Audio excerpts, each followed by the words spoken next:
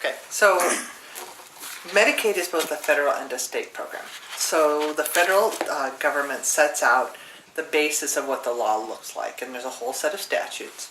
The Deficit Reduction Act of 2005 really kind of changed the landscape for Medicaid planning because it allowed some things that we didn't have before. But the basis of it is that Medicaid is a program that provides care for indigent younger people, pregnant women, children, that are very low income, and it provides long-term care coverage for the elderly. It's very much like college admission. The very rich don't have trouble. Right. The very poor don't have trouble. It's the people that are in the middle class that get squeezed. Because I don't care if you never educated a child, if you never bought a house, if you never took a trip. The cost of long-term care is more than most middle-class families can bear, at $7,000 or $8,000 or $9,000 a month. Yep. Should your loved one end up in care for any amount of time, it's going to draw the savings down of, especially when we have a well spouse and an ill spouse, it becomes a real problem because then that well spouse does not have any choices going down the road. It's crazy. Yeah. It's the thing that I don't understand about our medical industry at all. It's like if you never ever in your life made $10,000 a month, right, why at the end of your life when you can't work would people think that that's something capable that you're of paying? pay? And we are actually one of the only industrialized countries that does not provide free long-term care. And I don't know why, but it's the way it's worked out over time. Right. So the federal government came up with this program, and in it they set out the basic tenets of it. And all of the states have some form of Medicaid available. Now in Nebraska, it's just called Medicaid. In Massachusetts, it's called Mass Health. In California, it's Medi-Cal. It's unfortunate in Nebraska that we don't have a name for it because 99% of my clients become confused between Medicare and Medicaid, and it becomes one big program in their mind, and its apps could not be more different. Medicare involves basically providing insurance to seniors.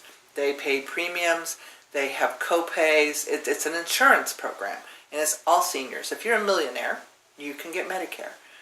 So it provides for medical care, but it does not provide for long-term care. It provides for 100 days of rehab if you come out of the hospital per year, and then the amount that gets paid varies. So the first part is 80%, the first 20 days are 80%, the second 80 days or 20% is kind of a flip-flop thing. But once you stop progressing, so say you have Parkinson's, Alzheimer's, whatever, and your disease is just going to get worse. You didn't have a stroke, you're not going to get better. You didn't have a heart attack, you're not going to get better. You have one of those long-term diseases, you go into rehab, and after a few days, there's a family meeting, and they say, I'm sorry, but your loved one's not making progress any longer. You are now self-pay. And then the shit hits the fan, to be colloquial about it, because families are broadsided. They don't understand what that means to them until somebody comes in and says, it costs $234 a day to be in the bed that your dad is in. And they're like, oh my gosh, what happens now? And the discharge planners at the hospital don't consider the means of the family when they do their discharge. So they will take somebody, a nice lower middle class family from South Omaha, and discharge them from Bellevue Medical Center to Brookstone. Brookstone is gold facility. I mean, my dad went there when he gorgeous. Broke his hip. Yep, it's everything you would want a facility to be. But the minute you run out of Medicare days, you're off to the races at $215 a day. If, however, the discharge planner took into account the means of the family, they might discharge you to Gretna Care Center, where the minute you run out of Medicare days, you move on to Medicaid if you qualify, and you don't have to move your loved one. You don't have to go in there and say, I know you've really become used to whatever the care never varies much. So that's also the thing that I have to explain to families so much, is that the difference between Brookstone and Gretna Care Center is mostly the decorating, and it's mostly for the family members. It's not really for the patient. The care is going to be the same. There are still the same standards. The food is very good. The people are compassionate. And for the majority of our seniors, that's what we're looking for. Now, if we have a 55-year-old who has a massive stroke, he or she is going to want Brookstone because they are aware of their surroundings. They want all the amenities. They may be doing a lot more rehab. They may be playing bingo and going to book club and all those kinds of things. Most of my older men, because a lot of my clients are men, are not doing any of those things. They are at the end of their life and their family's no longer able to care for them. And they have a wife or a loved one or significant other. Now we have same-sex spouses that has to go on living their life. For them to spend down all of their resources on the care of that loved one leaves them with nothing to go forward with. And before the Deficit Reduction Act gave us some options, that was a very common scenario that mom would spend all of her money on dad, and then kids are like, what do we do now? And they would pool resources. Mom would be in somebody's dining room, whatever they had to do, but there was just no choices, and people felt like they were being very disloyal if for some reason they decided they were going to try to conserve money on the first one so that the second one would have care. So you're not doing everything you can for your husband if you say, you know what, I'm going to bring you home and we're going to limp through this because I've got to continue with my life.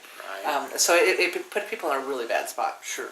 So the laws that allow us to do something called Medicaid planning have been there.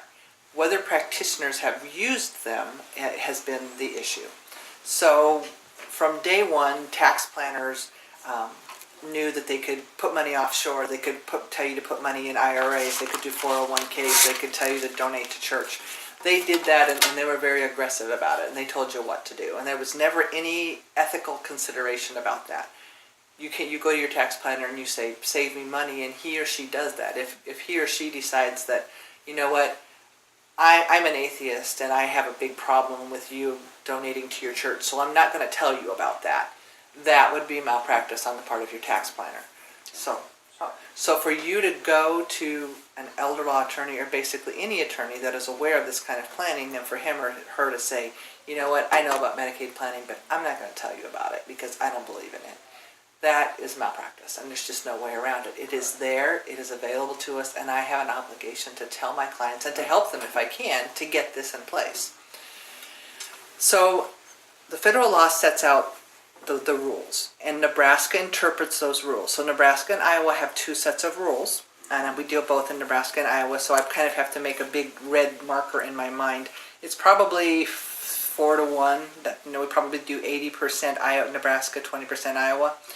But in Nebraska, when someone goes into care, they're allowed to keep $4,000 in their own name. And Nebraska Medicaid is stringent on that, so much so that we usually say $3,800.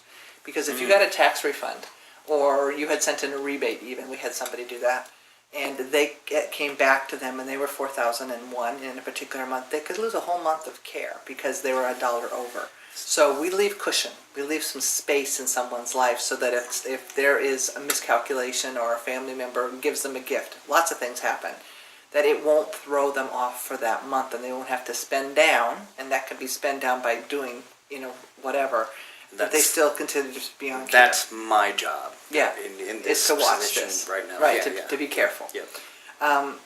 So the ill person, all of their income goes to the facility.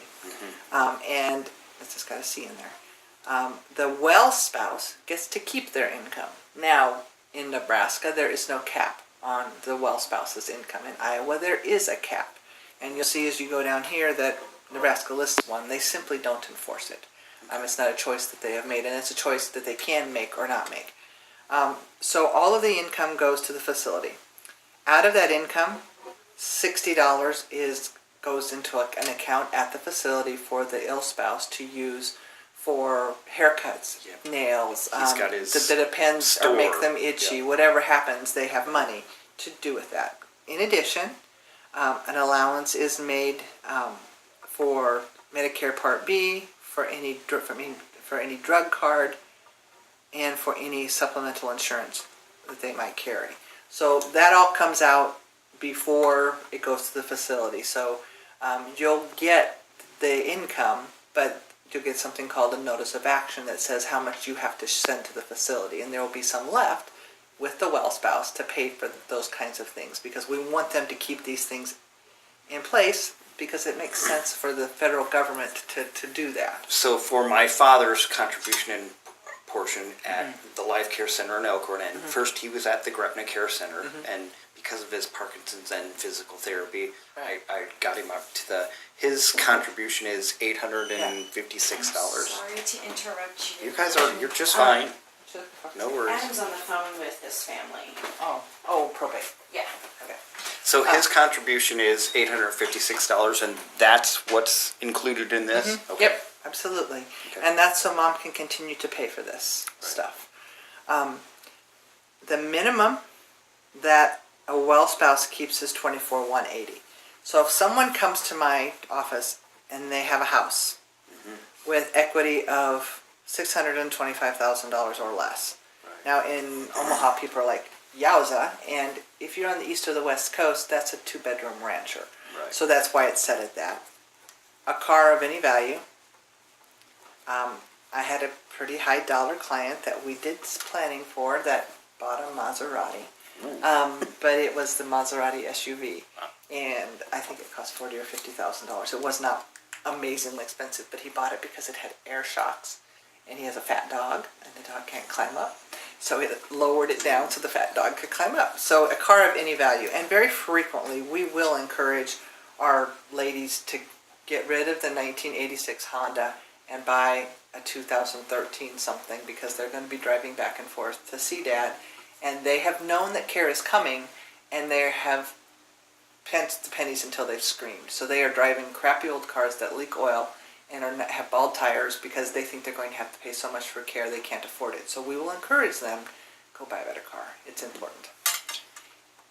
And 2 funerals, a value up to about $8,000. And we're talking going to Heafy and Hoffman and putting money on the table. And you get a receipt saying that you gave the money to them and a funeral is paid for. If you just had this stuff, I would send you to Access Nebraska and say, you and your computer savvy son or daughter can probably do this yourself. Now, they may or may not choose to do that. They may come back and say, you know what, this is a real pain in the butt. Could you help us with that? And we have a set price for just doing a base Medicaid application for someone. And we do a lot of them because families simply don't have the time, and it's a very complex thing, and we do them a lot. So we do them, and it works out well. If you have in assets between $24,000 and $180,000, and it's $129,900, Medicaid says spend down half and keep half. All right? So you go to your regular practitioner in Cozad, and he has this because this is a well-known kind of thing, and he says, okay, your assets say that you need to go spend down. Go do it. And so they do. And they do it, march off and do things. They redo their house, they do whatever. And they think that that's all that they can do. Or they just continue to pay for care until they reach the half of that money, and then they keep the rest. Everything over $129,900 is supposed to be paid for care. And that's what we preserve. So if you come to me and you have $300,000, I would run this calculation, and I would see what Medicaid would ask you to pay for care.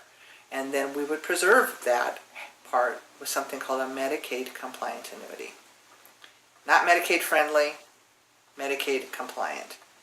And I'm an elder law attorney, and in general, I dislike annuities very much because I think they've been abused by unscrupulous salesmen. Sure. But there are this certain kind the federal government says that we can use, and we can only use it if it's irrevocable, non-assignable, makes DHHS, which is the Medicaid agency, the first beneficiary to the amount of care paid, and it's actuarially sound on the life of the well spouse. So if it ticks all those boxes, I can basically take the extra money, and there's air quotes around extra because nobody has extra money, and I can send it to what essentially is your esteemed Uncle Saul, and he holds on to it. And he sends it back to the well spouse in monthly payments. Right. And Medicaid says, okay, we report that to them. Completely transparent. And they say, okay, she started out with X amount of money, now she has Y, you did the right thing with it, you did an acceptable thing with it, we're going to allow that to stand, and we're going to allow that to do that. So these annuities vary from usually 4 to 10 years. 4 years is because where the fees drop off. Okay. And if I'm preaching to the choir, I'm sorry, but annuity companies get their money by taking your money and putting it out at interest and taking part of the interest. Absolutely. At shorter than 4 years, they're not getting enough interest to make it profitable for them. Right. So they will charge us anywhere from $800 to $2,400, depending on the size of the annuity, to write a short annuity. If the well spouse is well enough, and a lot of my older ladies are, because it's so heavily skewed ladies to men. Right. If my older lady is well, and we think she's going to live for a good another 4 years, or maybe longer, hopefully longer, then I'll write it for 4 years. I write it for up to 10 years. Sometimes I have people with early onset Alzheimer's that come in their 50s. Their wife is going to live another 30 years. Right. I'll stretch this puppy out as long as I can because better tax consequences, that kind of thing. So I have some leeway as to how we do it. We set up if sending all of Dad's income to the facility leaves Mom with less than $2,250 to live on, and that happens a lot in my world because so many of these women were stay-at-home moms and their Social Security is $726. Right. If that leaves her with less than that, then the money that they send to the facility is less, and some comes back to Mom, so that she will get at least $2,250. Now that's only the time after the annuity runs out, because while the annuity is paying her back, she's going to get more than $2,002. And they do that for us. So we essentially just report tons of information to Medicaid. And they come back to us with a notice of action. They come back to us with a budget. They come back to us with a sheriff cost. And that's where we run into a lot of fair hearings and that kind of thing, because we do it better than them. And sometimes the only way for us to get them to reconsider and to do it the way we want them is to say, you misfigured it. They don't back off. And so then we have something called a fair hearing where we all sit around the table and they're on the phone and we say, okay, your math was off and this way we win because we're better at it than they are. But be that as it may. I have 2 full-time Medicaid people that work for Medicaid now. They were on the other side of the fence and now they work for me. They know everything there is to know about Medicaid. So we are very fortunate and they do a great job. And then they like helping people preserve their money instead of being on the other side where they found themselves, saying basically, I'm sorry, but I got to take all your money all the time. Because if you just put a Medicaid application in, they won't call you back and say, you have a right to preserve XYZ. They don't. They just take the application, take it on its face, and say whether you qualify or not. And we had an older gentleman that came to us, and he had a wife with Alzheimer's, and he had tried to get her on Medicaid for 2 years, and he had spent down way past the place where he was supposed to spend down because they had a burned out trailer in Phoenix, and where they had wintered, and it had caught fire at some point, electrical fire. And he just abandoned it when wife got sick and moved back up here. Well, Nebraska Medicaid was considering that a second residence. You can only have one house. So we abandoned it to the state of Phoenix. I had a realtor that dragged the stupid trailer off and put it in, and he got on Medicaid the next month. But he was a good $120,000 out because he kept on paying for care past the point where he had to. They don't tell you that stuff. They're not required to. And as taxpayers, okay, that's okay with me, I guess. But it seems as though, Tony, one of my Medicaid specialists, says that she will sometimes say, you need to go and check this out, please. Because the print, if you see a notice of action, the cost of care is large. And then if they deny you, the print is this big as to why they did it. And it refers to a statute section. We are denied because of Nebraska statute section. You don't even know what it is. Right. And so it's a crazy way to do things. If I have an older lady that lives in independent living, that is a favored situation. So we can sometimes get them to add $600 to the $2,000 so that they can $2,600 will pay for a lot of independent living facilities. If I have a lady that lives on a farm and she has a leaky old farmhouse, I can ask them to add in $4,034 to pay for her utilities. If I have 2 clients that are both in a facility, $434. $434 a month. It's a month. Right. I have 2 people that live in a facility that each get to keep $4,000. Now, that circles me back around to the different kind of planning that we do. So we have basically two distinct kinds of planning. One that is for a single person and one that is for a married person. So you did spousal impoverishment for your parents. Right. But if dad was gone and mom needed care, you would come in, and Medicaid basically at that point says $4,000. Pay for her care till she gets to $4,000. Well, as a family, if she got to only $4,000 and she lived in care for the average of 38 months that people spend in care, you're going to run through that in the first year. And then you guys it's going to be on your dime to pay for all the other things that she needs. That's a hard thing for the family to do. And then my clients don't like it either because they want to pay for their own way for their whole life, and they don't want to be dependent on their kids.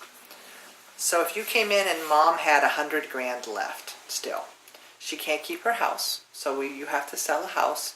There are some circumstances where we can potentially gift it to a child, but it's a very narrow circumstance. But we mostly deal in cash, so we liquidate mom down to the cash she has left. She still has a right to a funeral. She still has a right to $4,000. But since she doesn't live in the home anymore, she can't keep it. It's not exempt. And since she's living in care, she doesn't need a car either, so that's not something she can keep. Right. So we liquidate both of those things and turn those into cash and add that in here, Okay. almost always.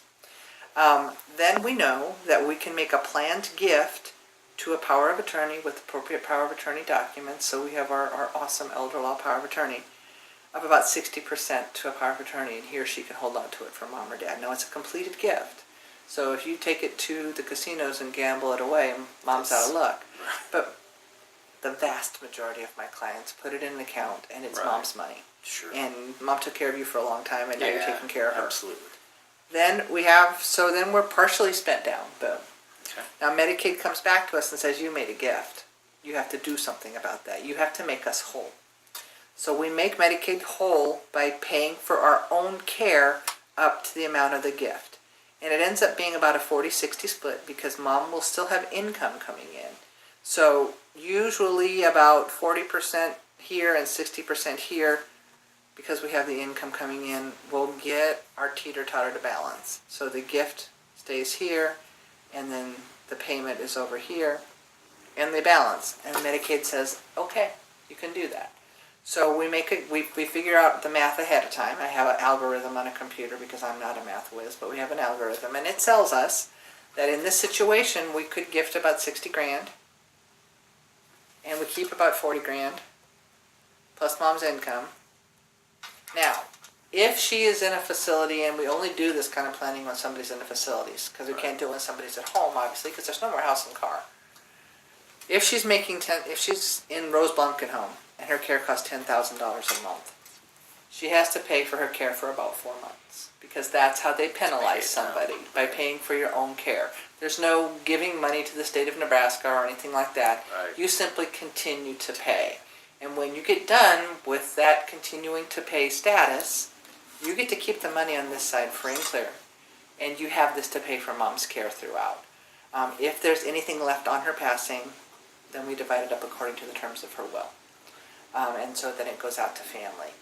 Whether there's any money over here or not, I don't care a bit, because my client is mom.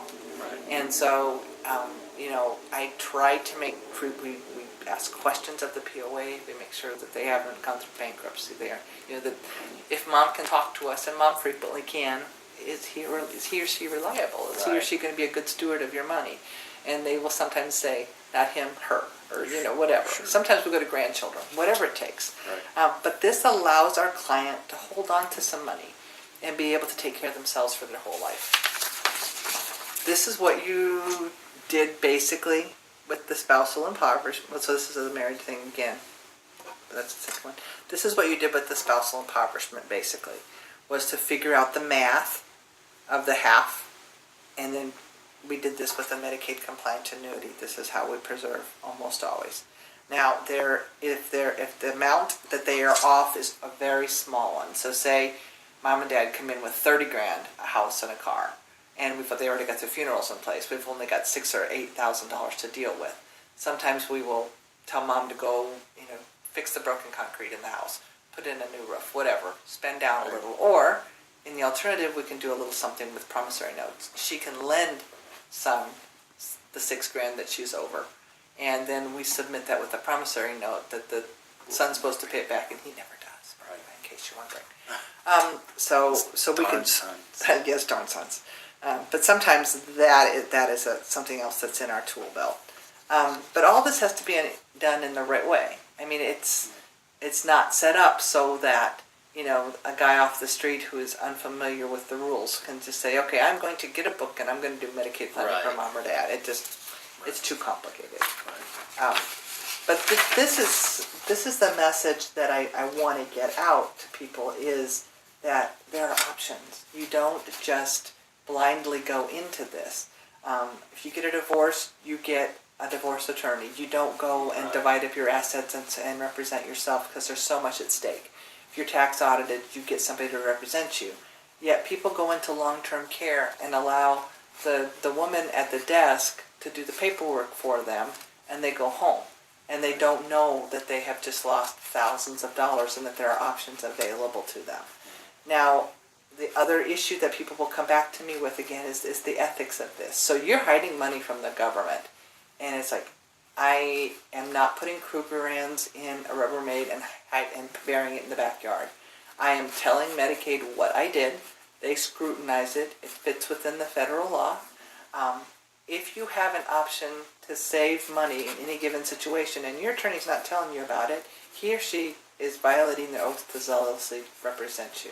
And so this is what every practitioner should know. And I'm really thinking about writing some kind of a manual, because I think that in small town Nebraska, where people have gone to the same guy down the street, and he has no idea about this, people are losing their family farms, they're losing their businesses, they're losing hundreds of thousands of dollars potentially. The flip side is, oh my gosh, you're not going to have money you're ripping the government off, the taxpayers now bearing the burden. Medicaid planning is 1/100th of a fraction of the amount of money that people pay for long-term care. And so if you are savvy enough to take advantage of it, then you should do so. I mean, we have an obligation to pay all of our taxes that we are legally obligated to pay. We have an obligation to pay all of our long-term care that we are legally obligated to pay. Now, in the metropolitan areas, there's a bit of a problem that we run into in the fact that we have Cadillac and Chevrolet facilities.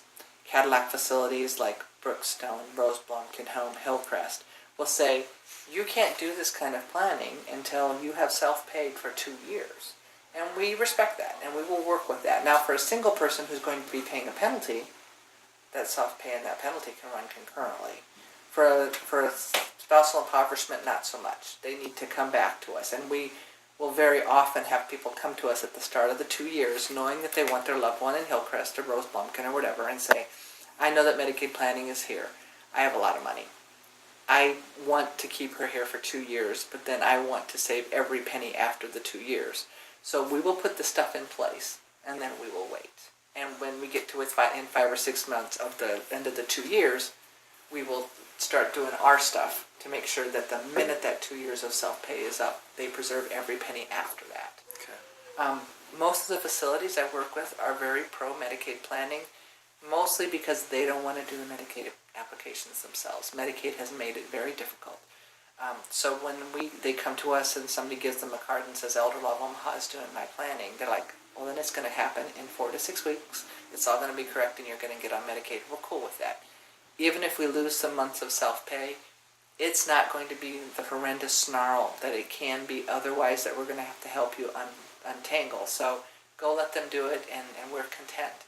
So we have a very good reputation. We're very accepted by all the facilities. Our people can go into them easily because they know that they're going to get their money, and we're going to get it done for them. So, but that's what we do.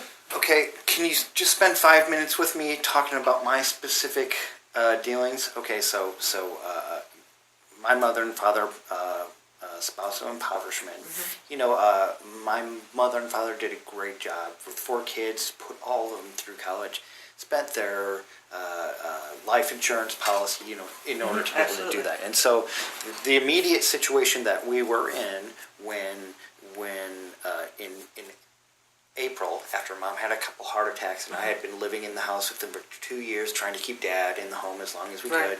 could, was they literally, had, I think, at $10,000 to their name. They had a house with a mortgage that was really more than they could afford, So they're upside but down. they were a little bit upside down, but they were making it work because they wanted to be close down here in Omaha to Sure. the family and everything.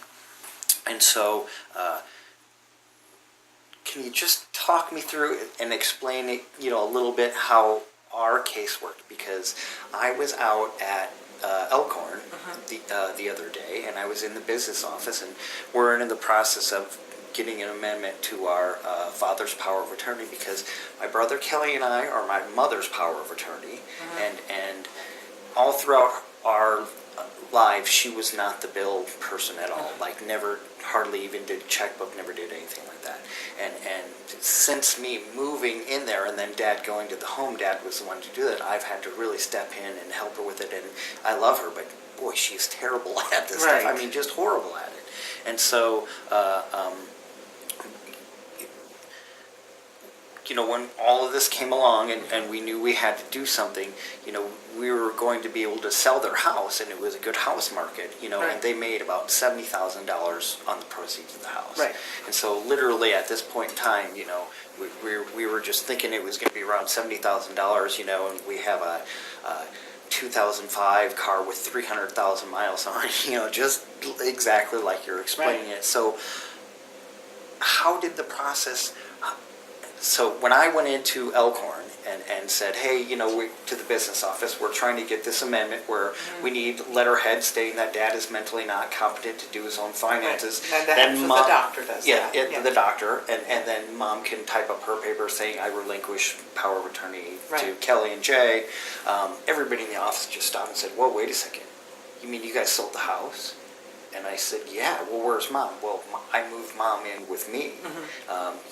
We were looking for, independent living things, but she's 74 years old, and she came to me and said, I've never lived alone in my life, and so, Mom comes with me. And everybody said, no, you have to stop everything. You have to immediately report this to Medicaid. Here's the number that you need to start going, because they're going to want you to spend down, or they're going to want you to divide that up. And I said, no, that's not how it is. And everybody said, no, you don't know how it is. And I said, no, we've actually hired people to take care of this. And they said, what did you do? And at that point in time, I realized I did hire people to take care of it, and they did take care of it, but I really had very little knowledge. I couldn't sit there and explain to them what had went on. So basically what you did was turn the house, which would be exempt, into cash. Right. And so that's fine, because people come to us with that. Right. So then you would have gone back up to our 24,000, between 24,000 and 120,900 scenario. Right. And we would have added up all the money that Mom had and figured out where she falls on that continuum and how much they're supposed to spend down. And that's what Elkhorn is saying, you're supposed to spend down. Well, they don't get this whole Medicaid compliant annuity part. Right. And it's completely ethical, it's completely there, but they don't do it. Right. So their idea is if you sell the house, you have to spend the money on care. Right. You don't. Okay. And so that's where they're misunderstanding. So if Mom was single and had gone into care and had run up a bill, she could have gotten on Medicaid by signing a paper saying, somebody's making a good faith effort on my part to sell the house. And when that house sold, yes, that house would have to be applied toward her back bill and any money that's coming up. We don't do it that way. People come to us before they sell the house, before they go on Medicaid. And that's what we did. And so then all the paperwork is in place ahead of time. You have not committed to Nebraska Medicaid that you're going to sell the house and then apply it to her care. Right. They were approved for Medicaid before the house was sold. That's an asset. The big black curtain comes down between Mom and Dad. And then Mom can do whatever she wants to with the house. And if she sells the house, she gets to keep the money. Right. Because your Mom and Dad, or whoever was able to, signed basically a settlement offer with Nebraska Medicaid. It was an IM-74, and I don't know if you remember this sheet of paper, but it basically listed Dad's assets and Mom's assets, and somebody signed at the bottom. That's a contract with Nebraska Medicaid where you declare Right. your assets, and they basically come back and say, okay, we see your assets, that's it. You're going to devote this to care, and you're going to devote this to dad. And so this is how it's going to be divided up. Well, dad gets to keep his part, and we deal with what they have assigned to mom. And that's where we start our process. And we actually started ahead of time. But we have basically struck a deal with Medicaid. Elkhorn would have had nothing to do with Right. that at all. Right. And so Elkhorn would just see you basically go from self-pay. Their problem is that Elkhorn probably charges $6,500 a month, something Sure. around there. When dad goes on Medicaid, they get half or less. So that's always their issue. All of a sudden you're on Medicaid. Well, if they approved you going on Medicaid, if they put him in a Medicaid bed, they can't come back and argue that you had money, what are you doing? No. We told you he was going to be on Medicaid. He is. He's in a Medicaid bed. You agreed. We agreed. We're going to go forward with this the way it is. Okay. And so if they have a problem, if they give you grief over that, they can call us. Then some places do that misunderstand what was going on because they somehow feel that the wool has been pulled over somebody's eyes. We explain it to them and they say, oh yeah, that you guys did that. Okay, fine. So you didn't do anything wrong. And, Sure. And you guys Yeah. being power of attorney for dad and mom is a good thing. Yeah. Elkhorn doesn't understand what happened. Okay. And Yeah. so And I knew that she didn't understand what happened, but Right. I had so little knowledge that I Right. couldn't tell her that she didn't know what she Right. was. Yeah. But that's what we do too. So if Right. you need somebody to call us, if you want her to call us and say, have us explain what happened. Right. We have records of everything, Right. and we can support anything because you And so basically, when I see that business lady the next time, she's going to say, "Did you call Medicaid? Did you do this?" And I'm going to say to her, I talked to my attorney. They're Attorney. going to take care of it for me. "Okay," because we really don't have to report that she moved or anything like No, that to Medicare. nothing. Okay. No, because when they went on Medicaid, they were Yep, allowed. yep, yep. She was allowed to do whatever she wanted to do with her home. It was exempt. Right. Okay. I have just another question because I'm looking over everything, the whole process that we went through, and like I said, my mother had 2 heart episodes in between January and April, and trying to get Dad to go into a home is just a huge emotional. There's so much swollen around that.